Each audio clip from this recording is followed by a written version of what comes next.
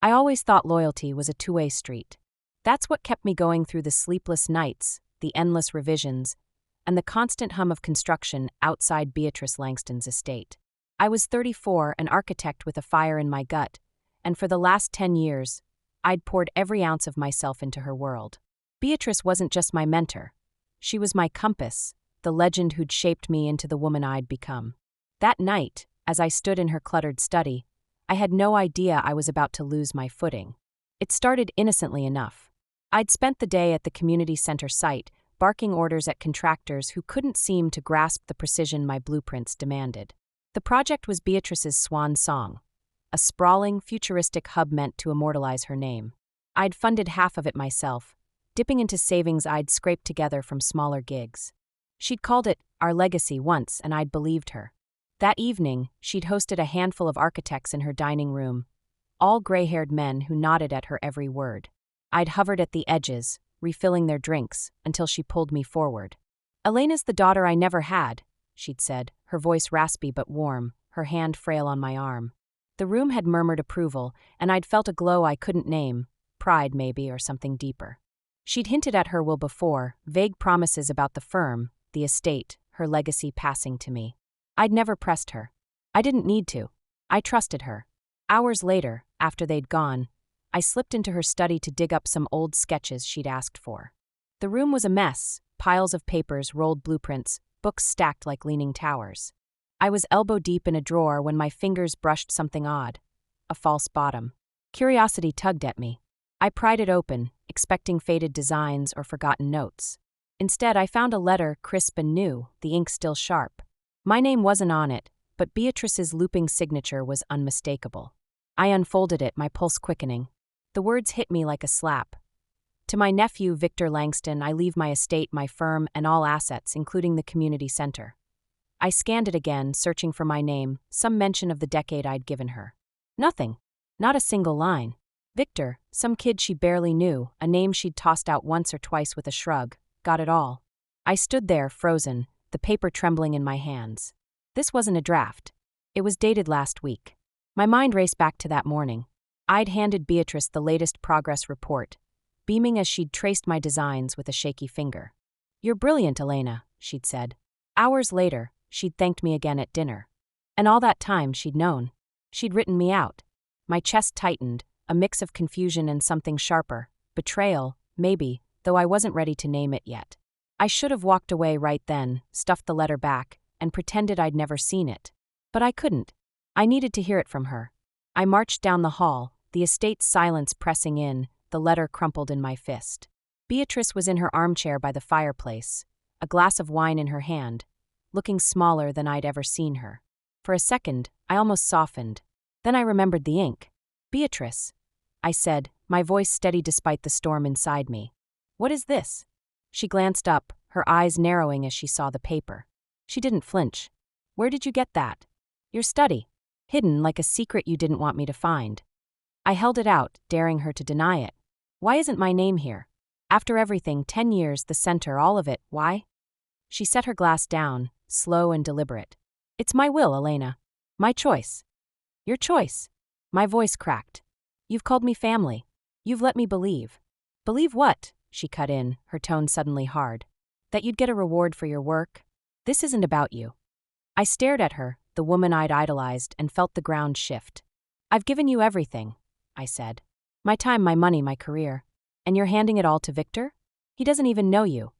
"He's blood," she snapped. "That's what matters. Blood." The word echoed, cold and final. I'd spent years building her dreams, and it boiled down to that, one tie I couldn't compete with. "So I'm nothing to you," I said, quieter now, testing her. She looked away, her silence louder than any answer. My hands shook as I dropped the letter on the table between us. "You could have told me," I said. "Instead, you let me think I mattered." "You're young," she said, almost dismissive. "You'll recover." Recover. Like I'd tripped and scraped my knee, not had my life upended. I turned, my throat tight, and walked out. I didn't look back. In my room, I sat on the edge of the bed, staring at the blueprints I'd poured my soul into. They were mine, my designs, my vision. Not hers. Not Victor's. That night, something shifted in me. I wasn't just hurt, I was angry. I'd built her legacy brick by brick, and she'd tossed me aside like a hired hand. I gripped those blueprints tighter, a plan forming in the dark. If Beatrice thought she could erase me, she was wrong. I'd take back what was mine, and I'd make her see what she'd lost. As I lay there, the letter's words burned in my mind. Asterisk Victor Langston. Asterisk he didn't know it yet, but he'd just inherited a fight he couldn't win. And Beatrice? She'd underestimated the daughter she'd never had. I couldn't sleep after finding that letter. The sting of Beatrice's words, asterisk, it's my choice, asterisk, looped in my head like a taunt. By morning, my shock had hardened into something else, a quiet, simmering fury. I'd spent 10 years under her roof, shaping her dreams into steel and glass, and she'd reduced me to a footnote. Worse, she didn't even care. I needed answers, real ones, not her vague deflections. So I decided to face her again, even if it meant cracking open the fragile shell we'd built around us. I found her in the parlor that afternoon, sunlight slicing through the curtains onto her armchair. She looked smaller than usual, hunched over a sketchbook, her wine glass from the night before still on the table. For a split second, I hesitated. This was Beatrice, my mentor, my almost mother. But then I saw the letter, still crumpled where I'd left it, and the hesitation burned away. Beatrice, I said, stepping into the room. My voice was sharper than I'd meant it to be. We're not done. She didn't look up right away. Her pencil scratched across the page, deliberate, like she hadn't heard me. Finally, she sighed and set it down, her eyes meeting mine. They were cold, guarded. What more is there to say, Elena? I held up the letter, my hand steady now. This. You owe me an explanation, not excuses about blood. Why? She leaned back, folding her hands in her lap. I don't owe you anything, she said, her tone flat. You worked for me. You were paid. Paid? The word hit me like a punch. I wasn't your employee, Beatrice. I gave up jobs, good ones, to stay here. I poured my savings into your center. You called me family. Her lips twitched, almost a smirk. You assumed too much. I took a step closer, my heart pounding. Assumed? You told me I was the daughter you never had. Last night, in front of everyone. Was that a lie? It was a figure of speech, she said, waving a hand. You're young, Elena. You took it too seriously. I stared at her, searching for the woman I'd known. The one who'd stayed up with me sketching until dawn, who'd laughed at my bad jokes, who'd trusted me with her legacy. She wasn't there.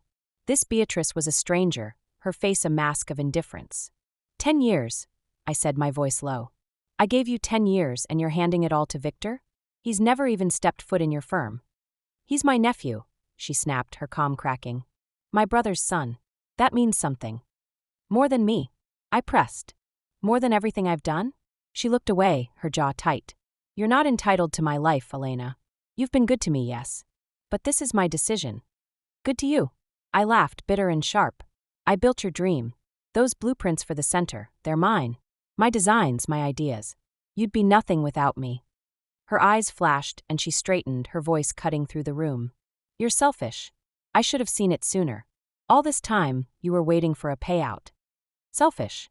The accusation landed like a slap, knocking the air out of me. I'd spent a decade proving my loyalty, and she'd twisted it into greed. You think I stayed for money? I said, my voice shaking. I stayed for you. Because I believed in you.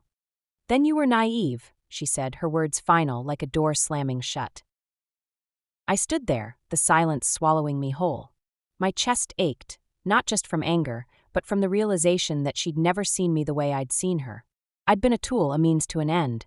And now that end was Victor, some kid who didn't know a beam from a column. I dropped the letter onto the floor between us. You could have told me, I said quietly. Years ago. I'd have walked away then, saved myself the trouble. She didn't answer, just picked up her pencil and started sketching again, dismissing me without a word. That was it, the last thread snapped. I turned and left, my footsteps echoing in the hall. I didn't stop until I was in my room, the door locked behind me. I sank onto the bed, my mind a tangle of hurt and rage. Her voice replayed in my head. Asterisk selfish, naive, not entitled. Asterisk each word fueled the fire growing inside me. I'd given her everything, my time, my talent, my trust, and she'd thrown it back in my face. Worse, she'd planned it, hiding that letter while smiling at me across the table. I pulled out my blueprints from under the bed, the ones I'd drawn for the community center. They were mine legally, creatively, undeniably. She couldn't take them from me, no matter what her will said. I traced the lines with my fingers, remembering the nights I'd spent perfecting them while she slept. This was my work, my soul on paper. Not hers. Not Victor's. That's when it hit me. I didn't have to let her win. I could walk away, take what was mine, and leave her to deal with the mess. Victor wouldn't know what to do with the firm. He'd barely know where to start. And Beatrice? She'd built her empire on my back, and without me it'd crumble. I spent the night pacing, my thoughts racing. By dawn, I'd made up my mind. I wasn't just leaving, I was fighting back. I'd take my designs, my pride, and every ounce of skill I had, and I'd show her what she'd lost. She thought I was selfish? Fine. I'd be selfish for myself now. As the first light crept through the window, I packed a bag, my blueprints tucked safely inside. I didn't know where I'd go yet, but I knew one thing. This wasn't the end for me. It was the beginning. Beatrice had made her choice, and now I'd make mine. She'd regret underestimating me. I'd make sure of it. I didn't look back when I left Beatrice's estate. The weight of my bag, stuffed with clothes, my laptop, and those precious blueprints, felt like armor as I stepped into the morning air. 10 years of my life had been tied to that house, to her, and now I was cutting the cord. My hands still shook from the fight, her words, selfish, naive, ringing in my ears, but I wasn't running away. I was breaking free, and I had a plan. First, I had to reclaim what was mine. The community center was half-built, a skeleton of steel and concrete rising from the dirt, and I'd sunk too much into it. My money, my designs, my soul. I drove straight to the site, my heart pounding as I pulled up. Workers milled around, hammers clanging, oblivious to the storm brewing inside me. I found the foreman, Mike, a gruff guy I'd worked with for months. He raised an eyebrow when he saw me. "Elena, you look like hell," he said, wiping sweat off his brow. "What's up?" "I'm pulling my funding," I said, my voice steady despite the knot in my chest. "Effective now. And these?" I held up the blueprints, rolled tight in my hand. "They're mine. Legally. I'm taking them back." Mike blinked, caught off guard. "You serious? Beatrice know about this?" "She will soon," I said. "Tell your crew to stop. I'm done." He hesitated, then nodded. "Your call, kid. I'll pass it along." I didn't wait for more questions.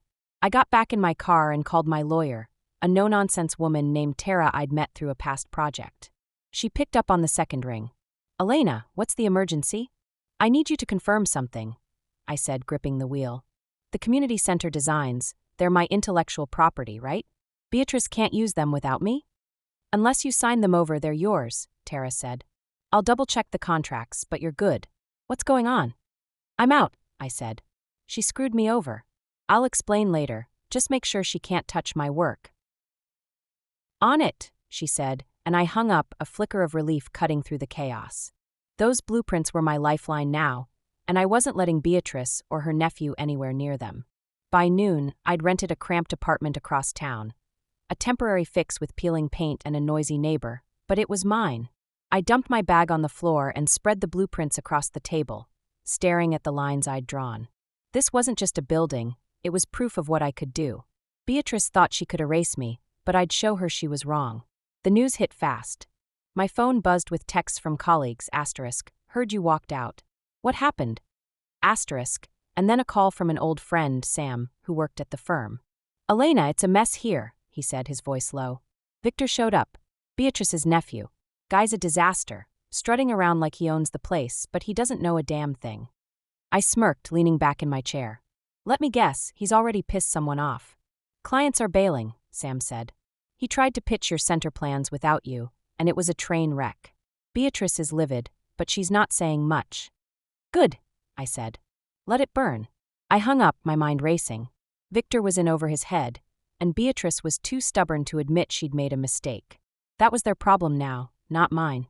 I turned back to my blueprints, sketching over them, tweaking the design into something new, something better. I wasn't just walking away, I was building something of my own. That night, I met with an investor I'd crossed paths with years ago, a sharp-eyed woman named Claire who'd always liked my work. We sat in a noisy diner, my revised plans spread between us. She studied them, her fingers tapping the table. "This is bold," she said finally. "Different from Beatrice's style. You've got guts pulling this after leaving her." "It's mine," I said, meeting her gaze. "She doesn't get to claim it anymore." Claire raised an eyebrow. "Words out, you burned that bridge. People are talking. Some say you're reckless, others think you're a genius. Which is it?" Both, I said, leaning forward. I'm done playing second fiddle. Fund this and I'll prove it.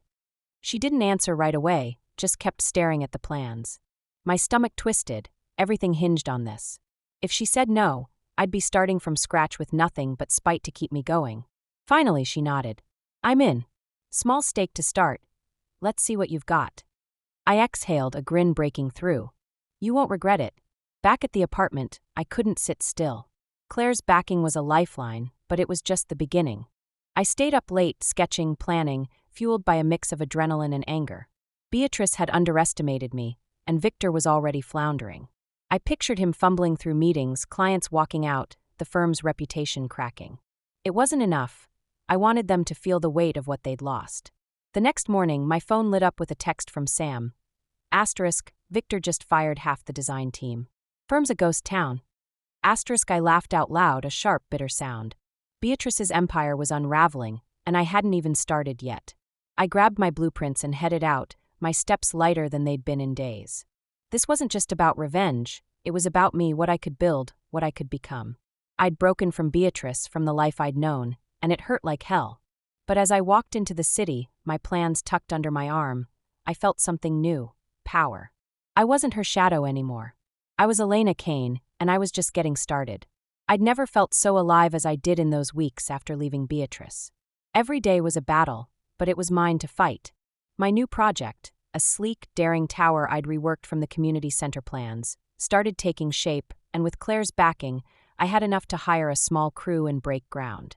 I'd wake up before dawn, my apartment a mess of sketches and coffee cups, and hit the site running. It wasn't just a building. It was my defiance, my proof that I didn't need Beatrice to stand tall. Word spread fast. Colleagues I hadn't spoken to in years started calling, curious or impressed, sometimes both. Elena, you're insane, one said over the phone, half laughing. Walking out on Langston like that? Ballsy. I'd smile and say, watch me, then hang up and get back to work. The architectural world was buzzing, and my name was on everyone's lips, not as Beatrice's shadow, but as the woman who'd dared to break away. Meanwhile, Beatrice's empire was cracking. Sam kept me updated, his texts a mix of gossip and glee. Victor lost another client today, he'd write. Asterisk, guy's a clown, yelled at a contractor till he quit. Asterisk, I'd smirk, imagining the chaos. The community center, my old project, sat abandoned, a rusting frame against the skyline. I drove by it once just to see. The sight hit me harder than I'd expected. Half my work, half my heart left to rot. But I didn't linger. That chapter was closed. My tower, though, it was alive. Every beam that went up felt like a middle finger to Beatrice and Victor. I'd walk the site daily, barking orders, checking angles, making sure every detail was perfect. My crew respected me, maybe even feared me a little, and I liked that. I wasn't the quiet assistant anymore. I was the boss, and I owned it. Claire stopped by one afternoon, her sharp eyes scanning the progress. You're ahead of schedule, she said, nodding. Keep this up and I'll bring more investors. Count on it, I told her, and I meant it. I wasn't just building a structure. I was building a name, one nobody could take away. But it wasn't all smooth. Doubters came out of the woodwork, whispering that I'd crash and burn without Beatrice's clout. One night, at a networking event I'd forced myself to attend, a smug architect cornered me. You're riding a high now, Elena, he said, swirling his drink. But you're nothing without her. This little rebellion? It'll flop. I stepped closer, my voice low. My designs say otherwise. Check the skyline in a year. Then tell me I'm nothing. He backed off, flustered, and I walked away, my pulse racing. His words stung, but they only fueled me more. I'd proved them all wrong. Back at the site, things accelerated. The tower's frame climbed higher, its sharp lines cutting through the city. Articles started popping up, asterisk Elena Kane, the architect who defied a legend, asterisk, and I'd read them late at night, a mix of pride and disbelief swelling in my chest. I wasn't used to the spotlight, but I learned to wear it. Clients called, hesitant at first, then eager. My inbox filled with offers I'd have killed for a year ago. I turned most down. I wasn't here to serve anyone else's vision anymore. Sam's updates grew darker. Beatrice isn't well, he texted one night. Asterisk, she's holed up at the estate, barely talks. Victor's running the firm into the ground. Asterisk, I paused, my thumb hovering over the screen. Part of me wanted to feel sorry for her. She'd been my world once. But then I remembered her cold dismissal, the letter, the way she'd chosen blood over loyalty. I typed back, she made her bed, and hit send. That was that. I saw her once, though, by chance. I was leaving a meeting downtown when I spotted her across the street, frail, leaning on a cane, staring at a billboard with my towers rendering plastered across it. She didn't see me, but I watched her for a moment. Her face was unreadable. Pride? Regret? I couldn't tell, and I didn't care enough to guess. I turned away and kept walking. By the time the tower's exterior was half done, the firm was a ghost story. Sam called me late one evening, his voice hushed. Victor fired the last of the old guard today. Place is empty, clients gone, project stalled. Beatrice won't even show her face. I leaned against my apartment wall, processing it. What about the center? I asked. Dead in the water, he said. Victor tried to restart it without your plans. Total disaster. I laughed, a sharp, triumphant sound. Good. You're ruthless now, huh? He said, half teasing. Had to be, I shot back. They didn't leave me a choice. When I hung up, I stood at my window, staring at the city.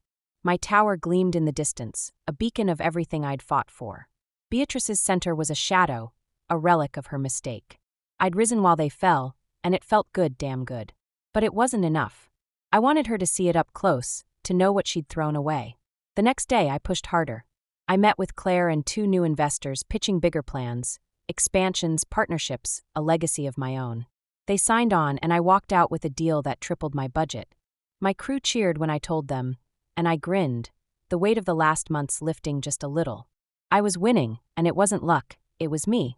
That night, alone with my sketches, I traced the tower's lines and thought of Beatrice. She'd called me selfish, naive, insignificant. Now her world was crumbling, and mine was rising. I wasn't done yet, not by a long shot.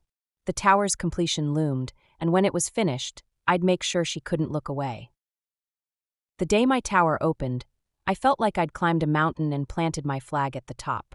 It was a crisp morning, the city humming below as I stood on the rooftop deck, looking out over the sleek, shimmering structure I'd built from the ashes of Beatrice's betrayal. The grand opening was hours away. Press, investors, and a crowd of strangers who'd come to see what Elena Kane could do. I'd made it, but the victory wasn't just in the steel and glass. It was in the journey, the scars, and the woman I'd become. The weeks leading up to it had been a blur. My crew had worked overtime, hammering out the final details, polished floors, sharp angles, every line perfect. Claire and the new investors had poured in more money, and the buzz had grown deafening. Articles called me a rising star, a rebel architect, and I'd stopped flinching at the praise. It wasn't about ego, it was about proof.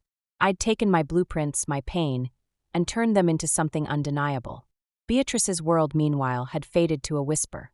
Sam's last update had come days earlier. Asterisk, firm's done. Victor bailed, left town after the creditors came knocking. Beatrice hasn't left the estate in weeks. Asterisk, the community center still stood unfinished, a jagged ruin on the edge of the city. I hadn't gone back since that one drive-by, but I didn't need to. It was a ghost, a monument to her misjudgment, and I'd moved on. The opening kicked off at noon. I stood at the podium, my hands steady as I faced the crowd, cameras flashing, faces I didn't know clapping like they'd always believed in me. Claire was there, smirking in the front row, and a few old colleagues from the firm nodded from the back. I kept my speech short. This isn't just a building, I said, my voice carrying over the murmurs. It's a promise to myself, to anyone who's been told they're not enough. You can rise. I did. The applause hit me like a wave, and I stepped back, letting it wash over me. People milled through the tower after, gawking at the design, asking me questions I answered with a confidence I hadn't known I had. A reporter cornered me, her mic thrust forward. What do you say to Beatrice Langston now? She asked, eyes gleaming. I paused, then smiled. Nothing. This says it all. And it did. The tower was a triumph, mine, not hers. But as the day wore on, I caught a glimpse of something that stopped me cold. Near the edge of the crowd, half hidden by a pillar, stood Beatrice. She was thinner, her cane trembling in her grip, her face pale under a wide hat. She didn't approach, just watched, her eyes locked on the tower. For a second, our gazes met. Hers flickered, regret maybe, or recognition, and then she turned away, disappearing into the throng. I didn't follow. I didn't need to. That look told me everything. She'd seen what I'd built, what she'd lost. I'd spent months imagining this moment. Her realizing she'd backed the wrong horse, that Victor had tanked her legacy while I'd forged my own.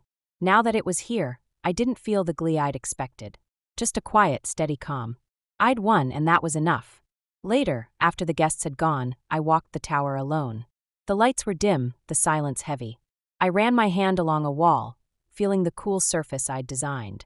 This place was me, every choice, every fight, every sleepless night. I thought about the letter, the confrontation, the way Beatrice had called me selfish. Maybe I was in the end, but I'd turned that selfishness into something real, something lasting. I stepped outside, the city sprawling before me. In the distance, I could just make out the community center's skeletal frame, a dark smudge against the horizon. It didn't hurt anymore.